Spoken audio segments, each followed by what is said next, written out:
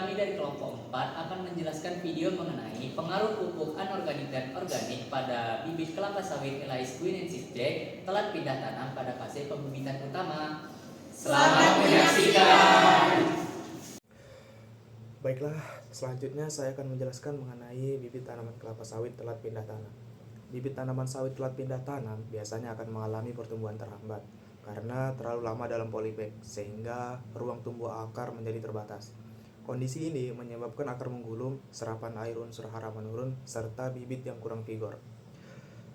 Saat akhirnya akan dipindahkan ke lapangan, bibit cenderung mengalami stres yang tinggi karena harus beradaptasi ulang dengan tanah yang berbeda.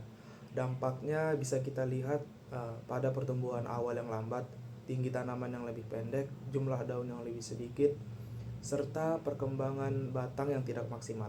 Selain itu, bibit yang telat pindah tanam akan rentan terhadap hama penyakit.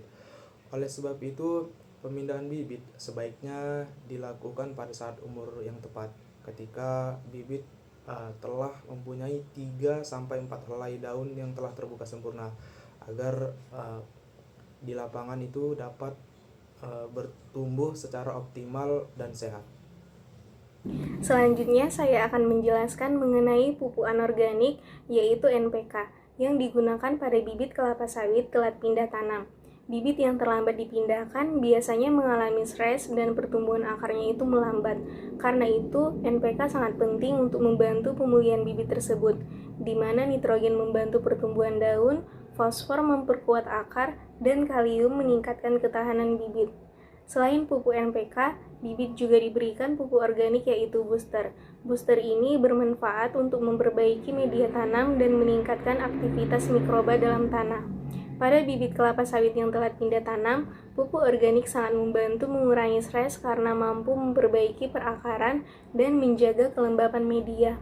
Selain itu, pupuk organik juga menyediakan unsur hara secara bertahap. Jadi, kombinasi antara booster dan NPK membuat bibit tumbuh lebih kuat, lebih cepat pulih, dan menunjukkan pertumbuhan yang lebih seragam pada tahap pembibitan utama.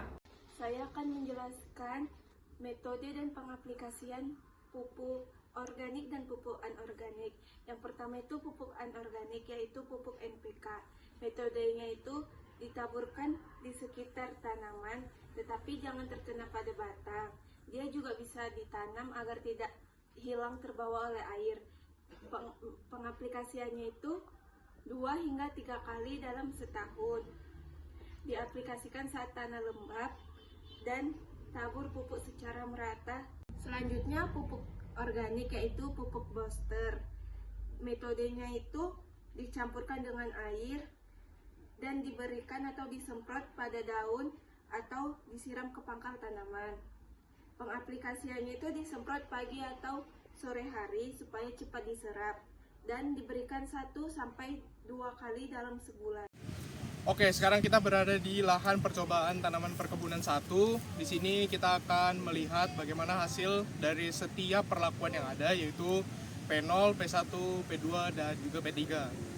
Masing-masing perlakuannya itu memiliki perlakuan yang berbeda-beda dan kita akan melihat perbedaannya. Pada perlakuan 0 ini tidak menggunakan pupuk organik dan anorganik. Dapat kita lihat perkembangannya menjadi paling lemah, daunnya tampak pucat, tinggi tanamannya tidak bertambah dan jumlah daunnya sedikit.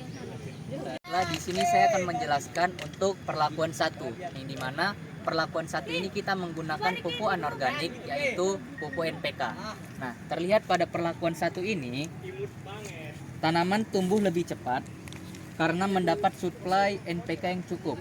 Nitrogen itu membuat daun lebih hijau, fosfor membantu pembentukan akar dan jaringan baru, sementara kalium menguatkan batang. Kombinasi ini menghasilkan tanaman yang lebih cepat dan jumlah pelepah yang lebih banyak. Di sini kita ada 2 bibit yang sama perlakuannya, yaitu perlakuan 2. Perlakuan 2 itu pemberian pupuk anorganik dan juga pupuk organik, yaitu campuran antara keduanya, yaitu NPK dan juga boosternya. Untuk perlakuannya itu, cara pemberiannya dibuat setengah lingkaran seperti ini. 1/2 lingkarannya itu untuk pupuk booster, 1/2-nya lagi itu untuk pupuk NPK. Jadi dari perlakuan ini yang paling unggul dari antara semua perlakuannya karena memiliki pupuk organik dan juga anorganiknya. Mereka berdua saling mendukung untuk mendukung pertumbuhan dari bibit sawit itu. Pada perlakuan ketiga, disinilah terdapat perbaikan pada daun, juga disertai tingginya tidak sama dengan penggunaan pupuk NPK. Disinilah booster berperan sebagai perbaikan media tanam dan juga sistem perakaran pada tanaman kelapa sawit.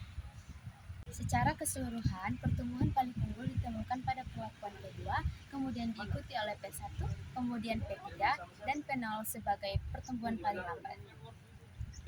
Itulah tadi video penjelasan dari kelompok 4